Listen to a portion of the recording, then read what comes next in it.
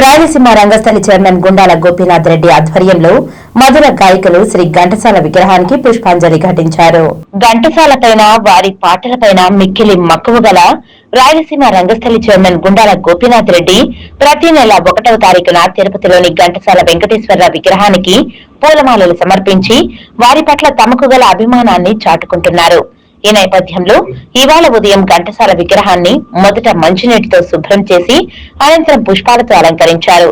ఈ సందర్భంగా ఘంటసాల అభిమాని ఎస్బీఐ విశ్రాంత మేనేజర్ ప్రసాద్, మాధురి దంపతులను సన్మానించారు. గుండాల గోపీనాథ్ రెడ్డి మాట్లాడుతూ ఘంటసాల మన మధ్య లేకున్నా వారి పాటల్లో మన మధ్య నిత్యం బ్రతికే ఉన్నారని తెలిపారు. ఈ కార్యక్రమంలో ఘంటసాల అభిమానులు సురేష్ స్వామి, టీచర్ తిరుమలయ్య, తొండమనాడు సుబ్రహ్మణ్యం రెడ్డి, ఆంజనేయులు, ఆదిస్వామి, చంద్రశేఖర్ రెడ్డి, పద్మనాభం తదితరులు పాల్గొన్నారు.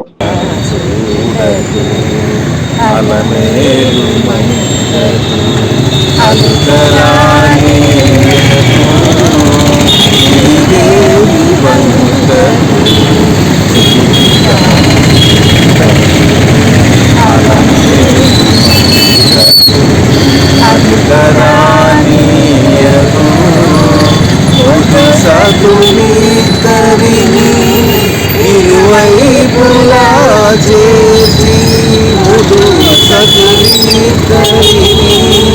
ఇరువైపులా చేసి మురిపించి లాడించి కూర్చటన చేర్చి 7:30కి ఘంటసాల అభిమానులతో కలిసి ఘంటసాల విగ్రహాన్ని శుద్ధి చేసి పుష్పాలంకరణ చేసి ఘన నివాళి అర్పిస్తున్నాము. దానిలో భాగంగానే ఘంటసాల అభిమానిని సన్మానించుకోవడం ఆనవాయితీ. దానిలో భాగంగా ఈరోజు retired bank manager Prasad, Madhuri దంపతులని ఈరోజు సన్మానించుకోవడం జరిగింది. ఘంటసాల పాటలు వింటూ ఎంతో మధురంగా హాయిగా ఉంటుంది.